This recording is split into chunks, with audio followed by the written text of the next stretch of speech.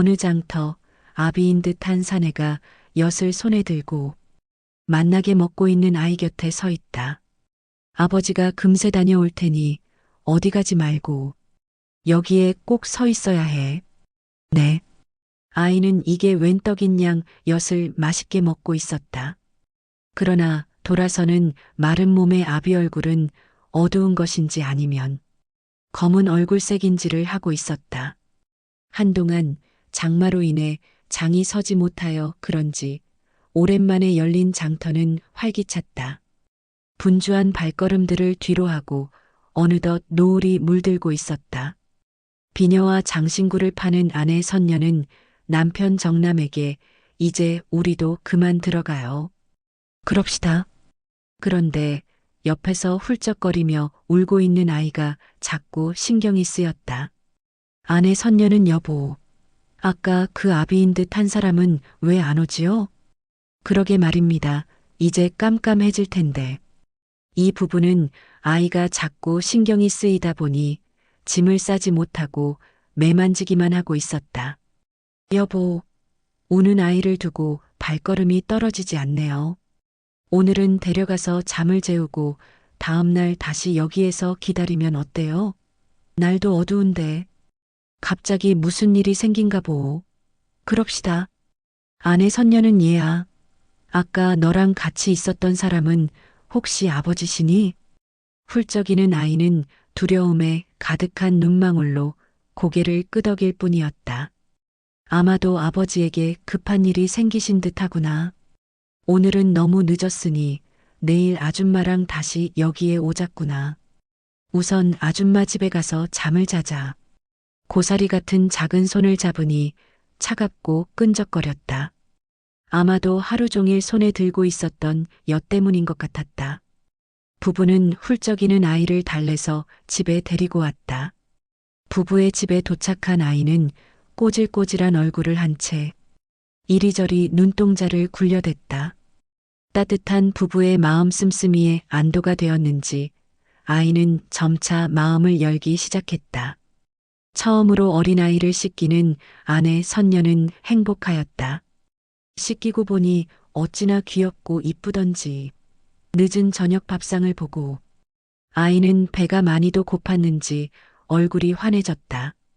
꽁보리밥에 된장찌개, 동치미, 김치가 전부이것만 어찌나 복있게 밥을 먹던지.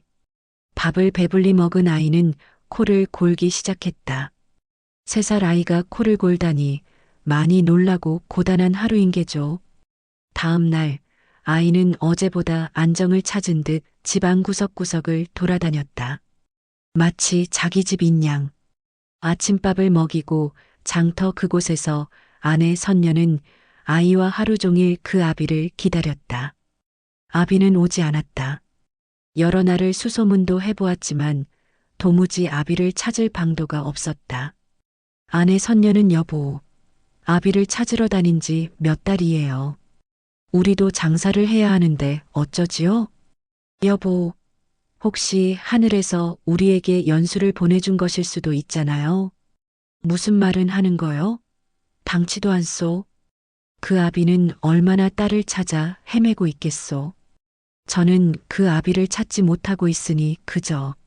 아내 선녀는 소리 없이 울고 있었다. 자식 없이 산 세월이 얼마였던가. 그 긴 세월을 부러움도 내려놓은 지 오래되었건만 똘똘하고 귀여운 연수를 보니 내심 모성애가 다시 마음 저 밑바닥에서 올라온 모양이다. 연수는 하루가 다르게 마음의 안정을 찾았다. 지혜롭고 반듯한 아이였다. 정남 부부의 형편이 어렵다 보니 연수는 눈치껏 집안일도 하였다. 장이 서는 날이면 연수는 아주머니, 저도 장에 가고 싶어요. 미리 자신의 할 일을 모두 해놓고 바쁜 정남 부부의 일을 도우려는 속 깊은 아이였다. 예전 어린 연수는 땅바닥에 쪼그리고 앉아서 나뭇가지로 무언가를 그리며 놀았다. 내내 마음에 걸렸던 정남이 붓과 종이를 사다 준 날, 연수가 얼마나 기쁜지 폴짝폴짝 뛰었다. 아저씨, 너무 좋아요. 고맙습니다. 정남은 형편이 어려워 진작 사주지 못함이 미안하면서도 뿌듯했다. 그 후 연수는 붓으로 그리도 그림을 그렸다. 다양한 그림 속에 유독 한 남자의 얼굴이 많았다. 연수는 꽃도 나무도 동물도 어떻게 저리 잘 그리는지 정남 부부는 너무나 대견하고 자랑스러웠다. 하루는 날이 어두워지는데 연수가 보이지 않았다. 정남 부부는 연수를 찾아다녔다. 담벼락 아래 머리를 숙인 채 쪼그려 앉아 있는 연수가 보였다. 선녀는 연수야. 왜 여기 있어? 무슨 일이야? 얼마나 찾아다닌 줄 알아? 선녀는 속사포처럼 말을 쏟아냈다. 정남이는 연수야 무슨 일인데 그래. 연수는 고개를 들더니 아이들이 아버지가 버린 아이라고 업둥이라고. 정남 부부는 예상은 했지만 이렇게 빨리 놀림감이 될 줄은 몰랐다. 정남과 선녀는 연수를 감싸 안으며 소리 없는 눈물을 흘렸다. 비록 낳지는 않았지만 잠깐 아이를 키워보니 낳고 안 낳고도 중요하지만 얼마나 이 아이가 소중한가. 이런 애절함을 느끼고 있었다. 정남은 연수야. 누가 뭐래도 너는 내 자식이야. 너도 그렇잖니. 남들은 우리들의 마음을 몰라. 우리 가족이 서로 얼마나 소중하게 생각하는지를. 선녀는 어떤 놈인겨? 내 새끼 건드는 놈은 내가 혼쭐을 내줄 거니 누구여? 착한 선녀도 연수의 일에는 발끈하는가 보다. 고개 든 연수의 얼굴은 밝아졌고 쑥스러워하는 모습이었다. 연수가 잠든 시각 정남과 선녀는 잠이 오지 않았다. 선녀는 연수가 처음 집에 온 날이 떠올랐다. 여보, 처음에 연수가 아장아장 걷는 모습이 너무 귀여웠어요. 그러게, 눈이 똘망똘망했지. 땅바닥에 나뭇가지로 그림을 그리더니 점점 잘 그립디다 허. 눈썰미도 있었어요. 한 번은 비녀에 악교칠을 하고 꽃을 붙이는데 글쎄 그것을 하는 거예요. 맞아요. 연수가 아마 우리 고을에서는 그림을 제일 잘 그릴 거리요. 여보, 하늘이 우리에게 연수를 보내주신 듯해요. 우리 연수랑 이렇게만 살면 저는 여한이 없어요. 우리가 부모가 되어 줍시다. 어떻게 생각하오? 여보, 고마워요. 그 후 연수는 정남 부부에게 아버지, 어머니라고 부르게 되었다. 연수는 그림과 조각을 잘하는 손재주가 탁월한 듯하였다. 연수의 작품을 가게에 진열하면 이 비녀 정말 예쁘지 않아. 이 그림이 참으로 아름답네요. 이 놀이개는 얼마인가요? 가게는 사람들의 발걸음이 끊이지를 않았고 여인들의 장신구는 입소문도 빠른 듯 중국 상인들도 물건을 사갔다. 아버지, 어머니, 벌써 다 팔았어요. 정말 하늘로 날아갈 것 같아요. 그런데 배가 너무 고파요. 주막에서 국밥 사 먹고 가요, 네. 애교를 부리는 연수를 보고 있자니 정남 부부는 행복했다. 그래, 먹고 가자. 가난한 정남 부부는 형편이 좋아져 초가집에서 기와집으로 이사를 갔다. 선녀는 기와집으로 이사 온 것이 꿈만 같아요. 아버지, 집이 대궐 같아요. 그래, 정말 멋진 집이야. 연수의 장신구와 그림은 입소문을 타기 시작하였다. 양반과 부인들이 연수를 부르기도 하였다. 어디 한번 열어보아라. 정말 보지 못한 것들이 많구나. 어느 양반집 귀부인은 자신이 원하는 모양을 주문하는 경우도 있었다. 그러면 연수가 몇 개를 만들어가면 거의 모두 흡족해하였다. 오, 그래. 내가 생각했던 것보다 더 잘 되었구나. 이렇게 연수는 여인의 장신구를 팔던 부부를 만나 사람들에게 감동을 주며 성장했다. 어느 날 연수의 친아버지가 장터에 나타났다. 그런데 연수를 몰래 바라본다. 또 어떤 날은 담 너머 연수의 집안을 슬며시 바라본다. 예전에 어린 연수는 땅바닥에 나뭇가지로 남자 얼굴을 그리도 그리더니 붓을 들고는 종이에 남자 얼굴을 또 그리도 그린다. 보름달이 뜨는 날 밤이면 연수는 조용히 마당으로 나온다. 그리고 어둠 속 달빛만을 의지한 채 붓으로 그림을 그리기 시작한다. 그것은 성인 남자의 얼굴이다. 분명 정남의 얼굴은 아니었다. 정남 부부는 날로 가게가 번창하여 일꾼도 두는 거상이 되었다. 어느 날 가게로 웬 특이한 사내가 들어왔다. 키는 작은데 팔은 길고 얼굴은 광대뼈가 발달되어 있고 귀는 부처님 귀처럼 생겼고 눈썹은 짙었다. 연수는 초상화를 그리다 보니 그 사내를 머릿속에서 그리고 있었다. 외모는 왜소한데 눈빛이나 풍기는 분위기는 예사롭지 않았다. 특이한 그 사내는 연수의 조각품을 들여다보고 있었다. 진성은 유심히 물건들을 살펴보고는 그냥 나갔다. 그 후 보름이 지났을까? 그 사내 진성이 다시 가게를 방문했다. 무슨 찾는 물건이 있으신지요?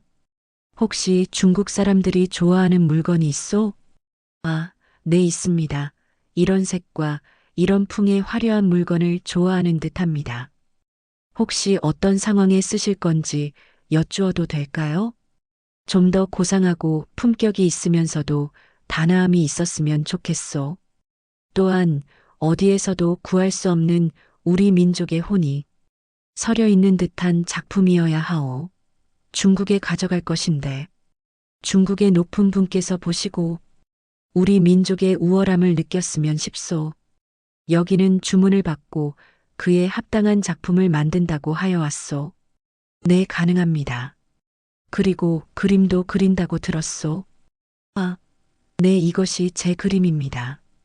혹시 내가 시를 지어 올 테니 그에 맞는 그림을 그려줄 수 있소? 혹시 소인이 시를 본 후에 답을 드려도 될런지요? 왜냐하면 시를 읽고 시상에 어울릴 만한 그림이 떠올라야 제대로 그려드릴 수 있어서요. 오, 알겠소. 시를 써서 다음에 오리다. 조그만한 장터이다 보니 낯선 사람의 방문은 티가 나게 되어 있다. 장터 상인들은 저 양반은 물건을 사지도 않고 왜 자꾸 오는 것이오? 혹시 연수에게 흑심을 품은 것이 아니오? 응, 에이. 뭐 저런 양반이 한둘이오. 그런데 눈빛이 보통 사람은 아니야. 연수는 상인들의 입방아에도 그 사내가 예사롭지 않다고 생각했다. 어느 날 관가에서 연수를 데리러 왔다. 사또는 모조품을 직접 만들었다는 거짓말을 하고 비싼 가격을 받았다는 신고가 들어왔다는 것이다. 연수가 직접 혼자 조각을 하다 보니 그 조각품에 관해서는 자기밖에 알 수가 없는 단점이 있다. 이럴 경우 자신의 결백을 증명하기가 여간 곤란한 게 아니다. 일단 자초지종을 사또께 말씀드리고 가게로 돌아왔다. 가게에는 진성이 와서 연수를 기다리고 있었다. 연수의 얼굴이 심상찮음을 안. 진성이 무슨 일이 있소? 아닙니다. 얼굴색이 안 좋소. 괜찮습니다.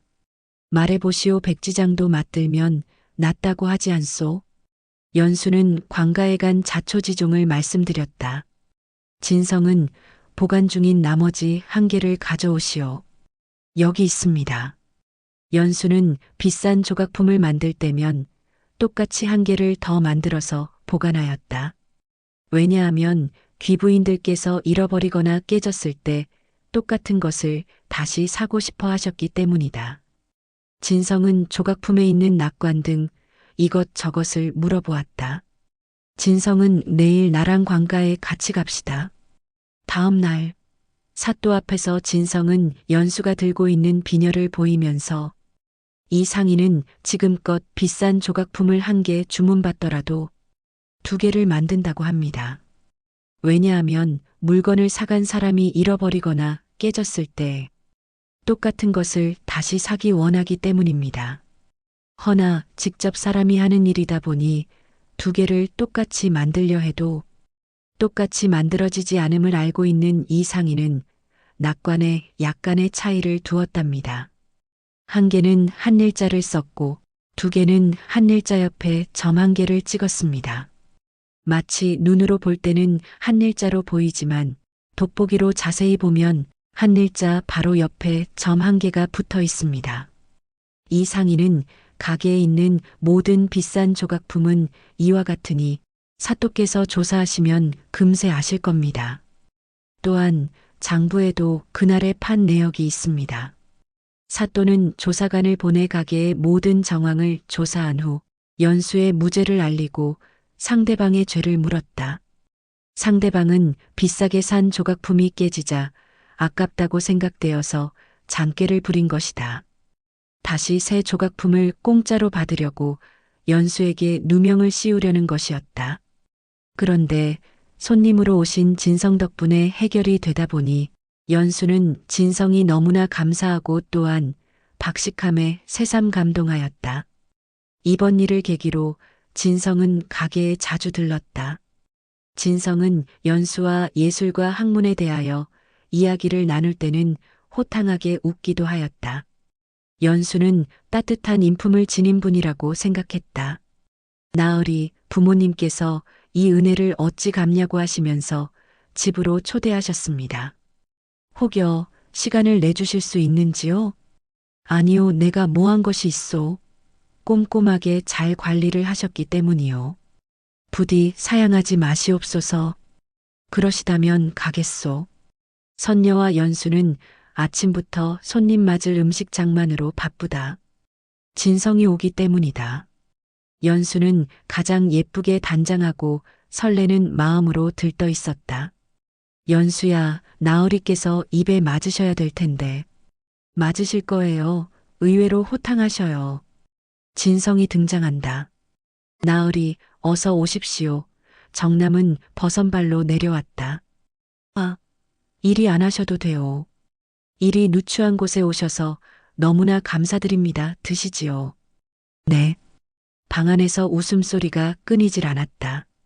발그레한 연수와 그리 당당한 모습의 진성도 이날만은 긴장하였다. 이리 환대를 해주시다니 부모님께 감사하다고 다시 전해주시오. 어떻게 음식은 입에 맞으셨는지요? 지금껏 먹어본 음식 중에서 가장 나에게 맞는 음식이었소. 이제야 찾은 듯하오. 고맙소. 다행입니다. 혹여 내가 자주 가게에 들려도 방해가 되지는 않겠소? 아닙니다, 나으리. 제게는 나으리의 말씀이 더 많은 세상을 보게 하고 귀합니다. 연수는 배시시 웃는다. 진성도 흡족한 얼굴이다. 며칠 후 진성은 잘 지냈소? 왠지 쑥스러워한다. 네, 바삐 지냈습니다. 나으리께서도 안녕하셨어요? 진성은 미소로 답을 하며 중국에 가야 하오. 아마도 오래 걸릴 듯 싶소. 잘 지내셔야 하오. 네. 진성은 연수가 내놓은 준비된 물건들을 유심히 살피고 또 살펴본다. 진성은 잘했소. 아마도 흡족하실 듯하오. 진성은 내키지 않는 발걸음인 양 무겁게 떠나갔다. 연수는 진성이 자꾸 기다려졌다. 혼인은 하셨을까? 어디에 사실까? 정인한 처자는 있을까? 한동안 진성은 오지 않았다. 기다리던 연수도 안 오시려나? 그런가 보구나. 일은 잘 끝나셨나? 연수는 진성에 대해 아는 것이 전혀 없었다. 그냥 나란 일을 하시는 것 같았고, 글 공부를 많이 하신 것 같았고, 그림이나 시를 좋아하시는 것 같았고, 이 정도밖에는 진성에 대해 아는 것이 없었다. 연수가 묻지도 않았지만 진성도 자신의 이야기를 하지 않았다. 이렇게 세월이 약인 듯 연수도 진성이 잊혀갔다. 정남의 집을 자꾸 기웃거리는 사내가 있었다. 정남은 수상한 그 사내의 뒤를 미행하였다. 한참을 가던 그 사내도 정남이 미행하는 것을 눈치를 챈 듯하였다. 그 사내는 돌아서며 갑자기 무릎을 꿇는 것이었다. 정남은 놀라며 왜 이러시오? 그 사내는 제가 죽을 죄를 지었습니다. 흐느끼기 시작했다. 그 사내는 제가 연수의 아비입니다. 그때 죽을 병이 낫지 않고 죽음이 임박하자 연수를 장터에 버렸습니다. 연수 아비요? 찬찬히 말해보시오. 네. 연고도 없고 어차피 흙으로 가는 인생. 마지막이니 산속에 들어갔습니다. 그런데 염치 없게도 밥때가 되면 배가 고파 닥치는 대로 산속의 풀들을 먹었습니다. 한참을 그리 살았는데 몸이 더 이상 나빠지지 않은 듯 하였습니다. 연수가 너무도 보고 싶을 때는 멀리서 보고 갔습니다. 이쁘게 잘 크고 있으니 더 이상 바랄 게 없었어요. 염치 없지만 이 은혜를 무엇으로 갚을까 싶습니다. 무릎을 꿇고 일어나지 않는 내내 설음이 복받쳐 오는 모양새가 너무나 가엾고 처량해 보여 정남도 끌어안고 함께 울었다. 연수의 아비는 그림을 그리는 화가였다. 탁월한 재능이 있건만 젊은 시절에는 관에 들어가 얽매임이 싫었고 떠돌며 우연히 만난 연수의 어미가 가출을 하는 바람에 마음을 잡기 힘들었다. 어린 연수를 잘 키워보고 싶은 마음도 크건만 방황하다 중병을 얻고 보니 그때야 비로소 어린 연수가 보이더란다. 정남은 잘 오시었소. 살다 보면 어찌 우리가 모든 것을 다 잘할 수가 있겠소. 그때는 그리 될 운명이었던 게지요. 우리 모두가 기다렸소. 오시기를. 연수가 제일 기다렸소. 자, 우리 집으로 갑시다. 선녀가 음식 장만으로 여념이 없다. 어머니, 오늘 손님 오셔요? 웬 음식을 이리 많이 하세요? 와, 냄새가 너무 고소해요. 선녀는 정성을 다해 음식을 만들었다. 저녁 무렵 연수는 마당에서 음식을 나르는데 낯선 사내가 마당으로 들어온다. 연수는 어서 오세요. 아버지, 손님 오셨어요. 정남은 서둘러 방에서 나왔다. 그 사내는 먹먹한 얼굴로 연수를 바라본다. 연수는 이상하다 싶어하는 순간 아버지, 임을 직감했다. 목이 메인 아비와 딸, 둘은 단숨에 서로를 알아보았다. 외모가 딱 자기 모습이었다. 아버지, 연수야, 연수야, 미안하구나, 미안해. 이 애비가 잘못했다. 늦은 밤 울고 웃는 소리가 담을 넘었다. 여느 때처럼 가게에 있는 연수는 남루한 옷차림의 사내 등장에 깜짝 놀랬다. 진성이었다. 아니, 어떻게? 왜냐하면 진성의 옷은 지저분하고 퀴퀴한 냄새도 나는 꼬질꼬질한 모습이었다. 진성은 이곳으로 밥비 왔소. 진지는 드셨어요? 못 먹었소. 연수는 주막에서 국밥을 가지고 와서 진성에게 주었더니 이게 눈 감추듯 허겁지겁 드시는 것이 아닌가. 연수는 속으로 생각했다. 중국 가서 상황이 어렵게 되신 모양이구나. 끼니도 못 드시고. 연수는 잠자코 옆에서 앉아 무언의 위로를 주고 있었다. 국밥을 먹은 후 진성은 낭자가 너무 보고 싶었소. 내가 이런 경우는 처음이오. 내가 많이 부족한 사람이지만 혹시 정한 사내가 없다면 나와 혼인함이 어떠하오? 내가 이 말을 하려고 이리 달려왔소. 연수는 기다리는 동안 자신이 진성을 사모하고 있다는 것을 알았다. 연수의 볼은 발그레 붉은색을 띠며 미소를 띈다. 그러나 이내 의기소침하여 고개를 숙인 채 소희는 양부모님께서 키워주셨어요. 다 익히 알고 있소. 나는 당신의 모든 것이 좋은 것이요. 장점이든 단점이든 말이오. 그간 나는 나의 반쪽을 찾아다녔소. 우리 둘이 서로 이해하고 양보하면서 삽시다. 나와 혼인해주겠소? 낭자. 진성은 소매 속에서 옷가락질을 꺼내어 청혼을 한다. 네, 할게요. 다녀오신 일은 어찌 되었는지요? 작품은 마음에 드셔 하는지요? 연수는 걱정이 되었다. 중국 높으신 분이 보시기에도 아주 아름답고 고귀하다고 하셨소. 낭자 덕분에 환대를 받고 일도 잘 성사되었소. 고맙소. 정말 고생 많으셨습니다, 나으리. 진성은 여자를 보는 눈이 남달랐다. 우선 착하고 지혜로우며 정의로운 여자가 이상형이었다. 진성의 직책이 높지만 외모가 특이하다 보니 아무도 진성이 높은 직책을 맡은 사람이라 생각하지 않았다. 간혹 중신이 들어와도 홍기가 꽉 찬 여인의 눈 또한 외모를 보는 바 언제나 누가 퇴짜를 놓았는지 의심스러웠다. 간혹 진성의 관직을 탐하거나 능력이 탐나서 중신이 들어오기도 했으나 진성이 정중히 거절하였다. 혼례식 전날 진성은 연수에게 자신의 관직을 말하였다. 임금님을 모시고 궁궐에 드나드는 충신. 연수는 서방님께 누가 되지 않도록 내조를 잘하리라 다짐했다. 연수가 아버지를 부르자 왜? 정남 양아버지와 화가인 친아버지가 동시에 고개를 돌린다. 연수는 저는 부자예요. 아버지가 두 분이시잖아요. 신랑이 색시만 보고 있네 그려. 연수야 잘 살아라. 연수와 진성은 서로 마주보며 눈가가 촉촉해진다.